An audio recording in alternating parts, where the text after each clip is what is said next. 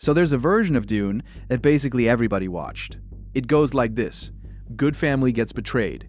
The young prince escapes into the desert, finds a people who believe in him, learns their ways, falls in love, avenges his father, beats the bad guys, takes the throne. Roll credits. Classic hero story. Done really well, 10 out of 10.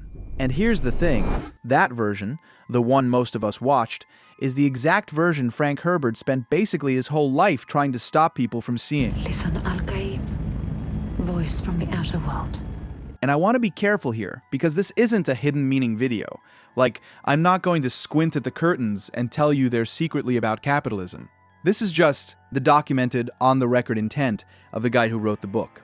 He got so annoyed that readers kept rooting for Paul that he wrote a whole second book, largely to make the point harder to miss. And the movies are on his side about this. Denis Villeneuve built the warning into scene after scene, and I can actually show it to you.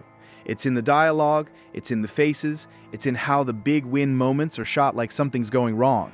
Quick ground rules so you can relax. Everything in this video is from Part 1, Part 2, the trailer they've released themselves, and Herbert's own published words. So if you haven't read the books, nothing past what's already out gets spoiled here. Okay, so you probably watched Dune as a hero story. Herbert was genuinely afraid you would. Let me walk through what he actually built, because honestly, once you see it, the movies get better. Like, noticeably better. First, let's be fair about why everyone reads it as a hero story. Because it's not a dumb reading. The thing is designed to be readable that way. That's kind of the whole trick. Look at what the first movie hands you. A noble house, and it's the nicest noble house imaginable. Duke Leto isn't some scheming lord, he's basically the one decent man in a galaxy full of monsters. And the film keeps showing you that. Your grandfather said, a great man doesn't seek to lead. He's called to it. And he answers. Hold on to that line, by the way, because it's doing two jobs. On first watch, it's just a wise dad teaching his son humility. Nice moment. But on a rewatch, you start going, okay, called to it? Called by who, exactly? Because in this story, the call turns out to be a thing somebody manufactured. Someone literally wrote the call, centuries in advance. We'll get there. Then you get the betrayal, and it's about as unfair as a betrayal can get. And you get Paul, and they cast Timothée Chalamet, like the most sympathetic face in movies right now, losing his father, running into the desert with his mother, hunted, grieving. Everything in you as a viewer is going, root for this kid. That's not an accident. That's casting doing exactly what casting does. Even his inner life is set up to read as hero stuff. The litany, the thing half the internet has as a tattoo. That feels like a warrior's mantra, right? Discipline, self-control, very training montage. But then you clock where it actually comes from. It's Bene Gesserit conditioning. It's their technique, taught to him by his mother, out of their program. So even Paul's inner strength, the most personal thing a hero is supposed to have, was installed by the same organization that, as we're about to see, also wrote the prophecy he ends up writing. The kid doesn't really own any piece of his own legend, which is a weird thing to realize about a hero. And to be clear, the warm stuff is really warm. Duncan Leto, the whole found family thing, it lands, and it's supposed to land. You need to love these people or none of the rest works. And then the revenge plot kicks in, and it's satisfying. Of course it's satisfying. Herbert built it satisfying on purpose. He gives you every beat of the hero template, done better than almost anybody, specifically so you'd feel the pull of it, because his actual point only works if you feel that pull first. You can't really warn somebody about a trap they've never felt tugging at them. So no, if you watched Dune and rooted for Paul, you didn't misread anything. You read the surface exactly the way it was engineered to be read. The problem is, the movie is also, pretty constantly, telling you the surface is a lie, and most of us just didn't want to hear that part, which, funny enough, is kind of the point too. We'll get there. Before the movie evidence, let's do the author's intent, because this part isn't a theory at all. It's just documented. Herbert wrote an essay in 1980 called Dune Genesis, where he laid it out completely flat. Dune was aimed at this whole idea of the infallible leader, because my view of history says that mistakes made by leaders, or made in a leader's name, are amplified by the numbers who follow without question. Very rewarding to a writer to see that the message got through. Read that again. Not Dune is about a special boy. Aimed at, he's saying the book is a shot fired at the whole chosen. One idea. And his logic is honestly pretty simple. When a normal person screws up, the damage is normal-sized. When a messiah screws up, every single follower who stopped thinking for themselves multiplies the damage. More believers, bigger crater. That's it. That's the core idea of the whole saga. And he said it even more directly in interviews, over and over, some version of this. The bottom line of the Dune trilogy is beware of heroes. Much better to rely on your own judgment and your own mistakes. Herbert, beware of heroes. That's the guy who wrote the most famous hero's journey in science fiction, telling you the moral of his own book. And when he wanted it even shorter, he said, superheroes are disastrous for humankind. Not complicated, not morally gray. Disastrous. And here's my favorite part of this whole history, because it's honestly a little funny. It didn't work. Readers loved Paul. People finished book 1 and went, what a legend. And Herbert was genuinely bothered by that. He thought he'd written a warning, and the audience cheered for the thing he was warning about. So the second book, no spoilers, don't worry, exists in large part because of that. He said he wrote the opening of it specifically so that anyone who'd missed the point would have their nose rubbed in it. Like, sit with that for a second. A book about how crowds fall for charismatic figures got a crowd that fell for its charismatic figure. His own readers basically ran the experiment for him and failed it. And honestly, 60 years later, half the internet still calls Paul a hero, so the experiment is still going. Keep that in your back pocket. We're coming back to it. Okay, that's the intent. Now the evidence, because Villeneuve didn't water Herbert's warning down. If anything, he moved it earlier. Part 1 tells you what's really going on inside the first act, out loud, in actual dialogue. Watch. Start with what I think is the single most important piece of setup in the whole story, which the movie gives you very early. The prophecy on Arrakis, the Lisan al-Gaib, the outsider messiah who's supposed to lead the Fremen to paradise, is not a prophecy. It's a plant. It was seeded there, on purpose, generations ago, by the Bene Gesserit, as a tool. Basically insurance they could cash in later if one of their own ever needed a whole planet to believe in him. It's their name for Messiah. That means the Bene Gesserit have been at work here. Think about what the movie just told you there. The most sacred belief of an entire people, the thing they will literally die for and do, was written by outsiders as a management tool. And that's Act 1. It's not subtext you have to dig for. It's a line of dialogue. And then the two movies spend 5 hours showing you something genuinely uncomfortable. Knowing the prophecy is fake doesn't stop it from working. Everyone who matters knows. It works anyway. That might be the scariest idea in the whole thing, honestly. But our plans are measured in centuries. Then there's the tent scene. If you only rewatch one scene from part 1, make it this one. Paul and Jessica hiding in the desert right after the house falls. His visions kick in properly for the first time. And what does he see? Not victory, not justice for his dad. He sees where this road actually goes, and he says it, out loud, in plain words. A warrior religion that waves the Atreides banner in my father's name. A war in my name. That's the hero. In movie 1, describing the ending of his own hero story. And he's describing it like a nightmare, because to him it is one. He's not confused about the price. The movie makes him say the price, in full sentences, about an hour before anybody starts cheering for him. And look at how the scene is shot, because that matters. This is the hero getting his powers, right? Normally that's the fist pump scene. Here, Chalamet plays it like a panic attack. The music is this low dread thing, not a fanfare, whatever the opposite of triumphant is. That's the direction they chose. On the scene where the hero levels up, there's one more part 1 beat people tend to skip, when Paul turns on his mother in that same stretch. And it matters because it's the first time he really understands what he is. Get off me! You did this to me!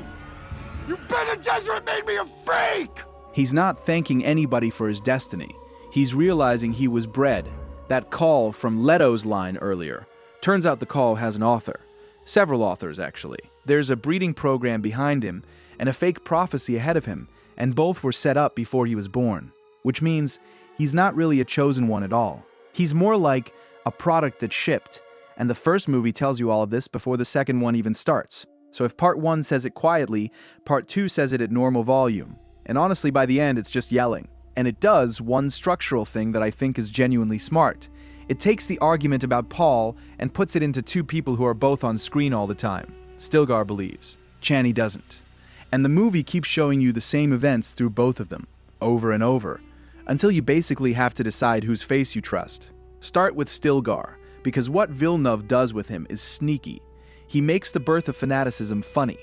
Every single thing that happens, Stilgar reads as proof. Paul does something impressive, proof he's the one. Paul fails at something, or says he's not the one, also proof, because the prophecy says the Mahdi would be humble about it. And the movie hands Stilgar the line that sums up the whole mechanism. I'm not the Mahdi. I'm not here to lead. Nezi Hajega, Giftak. And the theater laughs. It's genuinely funny.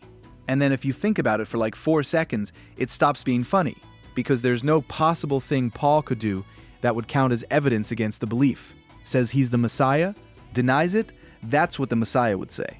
So the belief can't lose. And a belief that can't lose isn't really a belief anymore. It's just a machine that eats everything and outputs, he's the one.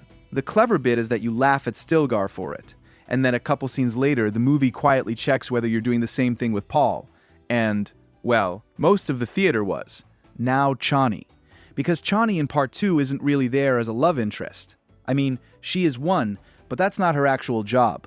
Her job is to be the one person in the room who doesn't buy it, so you can watch what everything looks like on a face that isn't glowing. And Villeneuve changed her from the book specifically for this. Book Chani doesn't push back like this. Movie Chani says the quiet part out loud. Sit with that one. This prophecy is how they enslave us, how they dominate. It's her people's own sacred story, and she calls it what it actually is, a control mechanism installed by outsiders. She's the only major character who says the true thing at the moment it matters to people's faces. It's nearly done. They believe in Paul. Now we go south. There are millions of fundamentalists there. Lisan al Gaib. We believe in Fremen. Bilal Kaifa. You want to control people? You tell them a Messiah will come. Then they'll wait for centuries. And the sad engine of part 2, the thing the movie is actually running on, is watching her lose. Not because she's wrong. She's right the whole way through, about basically everything. She loses because being right just doesn't matter much once a story this big gets moving. In the second half of the film, she mostly stops arguing. She just watches the guy she loves get absorbed into a myth, more or less in real time, and her face carries what the script doesn't need to say anymore. And between those two stands Jessica. Because part 2 quietly hands the operator role to Paul's mom, and I don't think enough people clocked how dark her arc is. Once she becomes Reverend Mother, she stops acting like a refugee and starts acting like, honestly, a campaign manager. The movie shows you the agenda directly. We need all the Fremen to believe in the prophecy. We must convert the non-believers one by one. Convert the doubters. Her son's godhood is a rollout plan, and she's working it village by village. And keep an eye on her face during the miracle moments. She's not awed by any of it. She's checking progress. Because here's the thing that makes her the scariest person in the movie. She knows the prophecy is fake.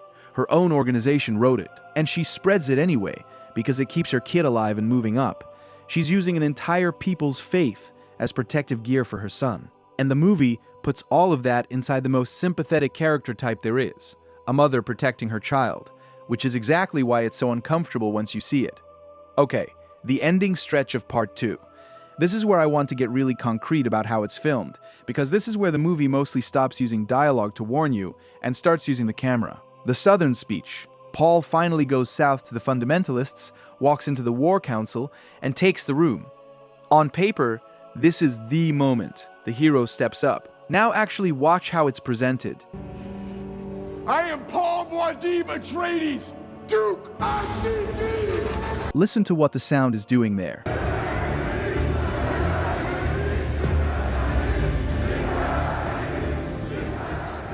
The crowd noise gets processed until it doesn't really sound like individual people anymore. It's one big roar. The camera keeps cutting to single faces mid-scream, and they don't look happy exactly. They look gone. Chalamet drops his voice into this register we haven't heard from him in either movie.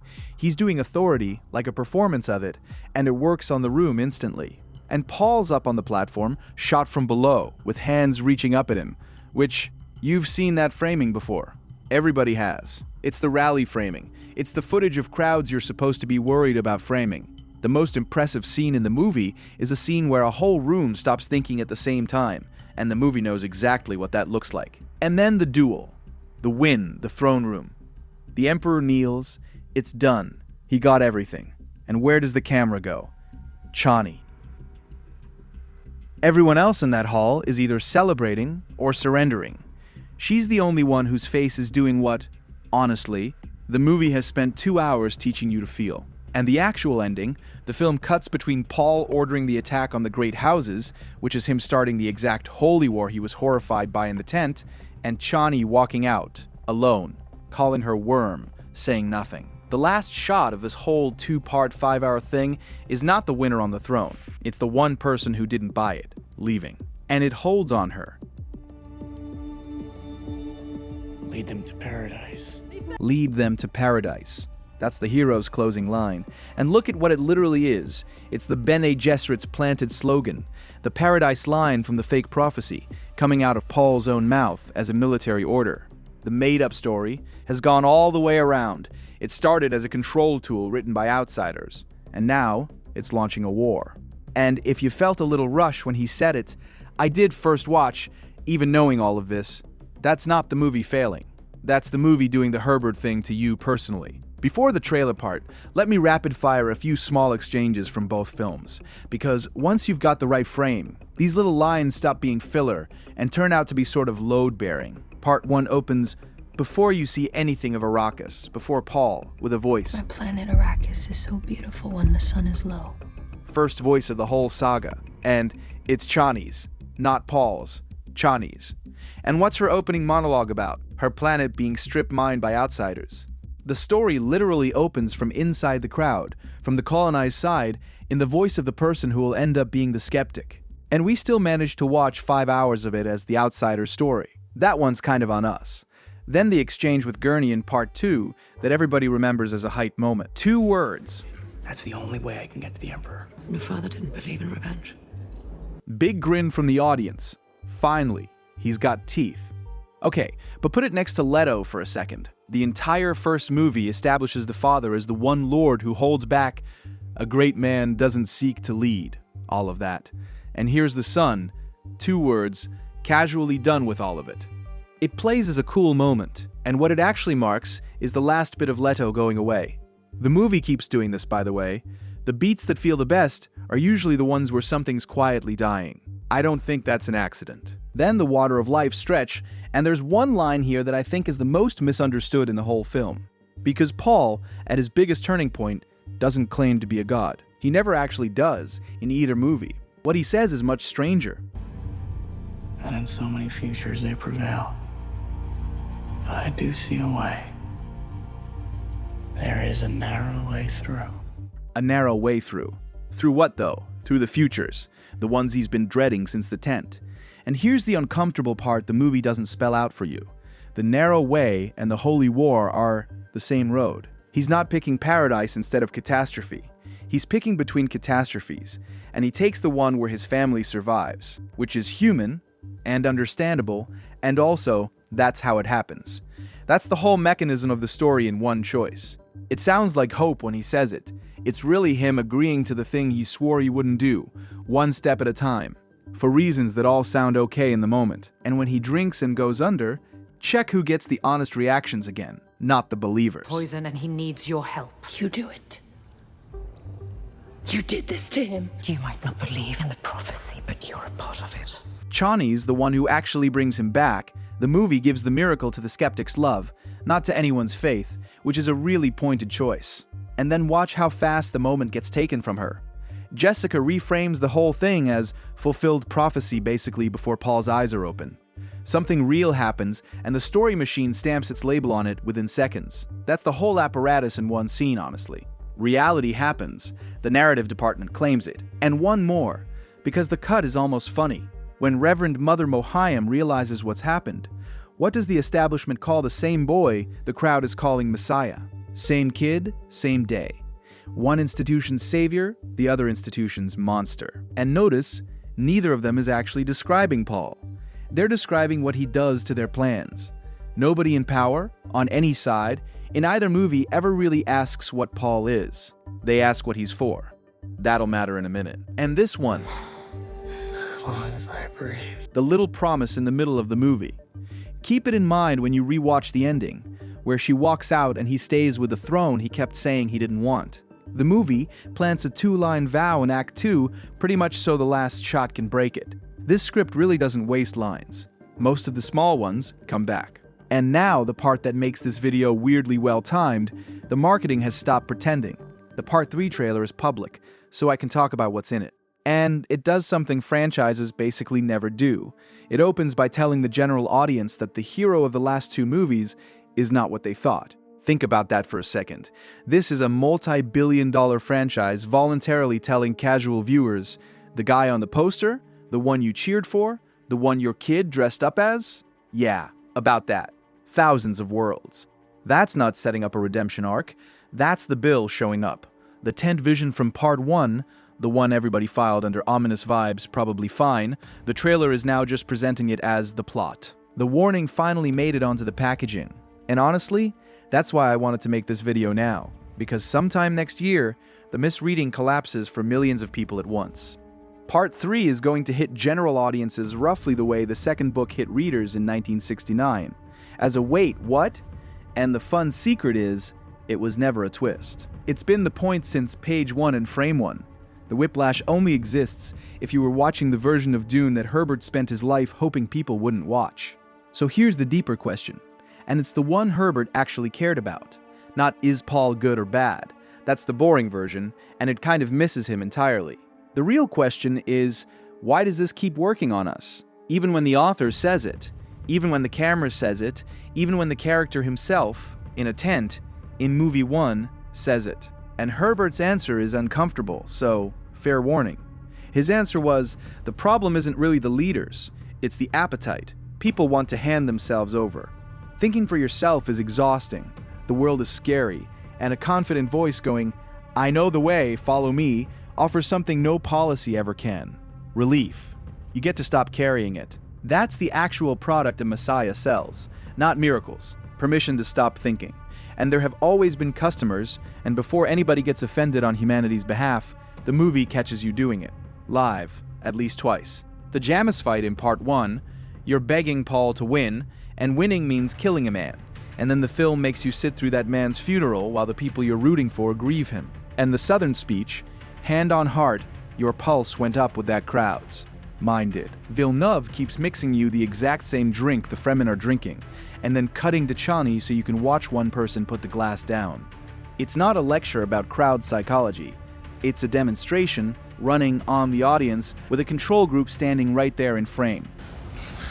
You shall be known among us. And notice the movie never plays the Fremen as stupid, because they're not, and that's important. They're desperate. They've been mined and hunted for generations. The prophecy is hope. Hope somebody engineered and left lying around where hurting people would find it. Stilgar might be the most likable character in the whole film, and that's deliberate too. The warning was never, believers are fools. It's more like, belief without any brakes on it is a weapon sitting in the open, and eventually, somebody picks it up. Herbert also had zero patience for the idea that this is about other people. You know, in deserts, in robes, somewhere else. He was talking about us. He talked about charismatic leadership as a danger in modern politics specifically. And his take, which he repeated in different wordings for years, was that the good ones are actually the more dangerous ones, because a good charismatic leader trains you out of the habit of checking. His generation had its examples, I'll let you fill in ours. The mechanism hasn't changed even slightly, only the venues have.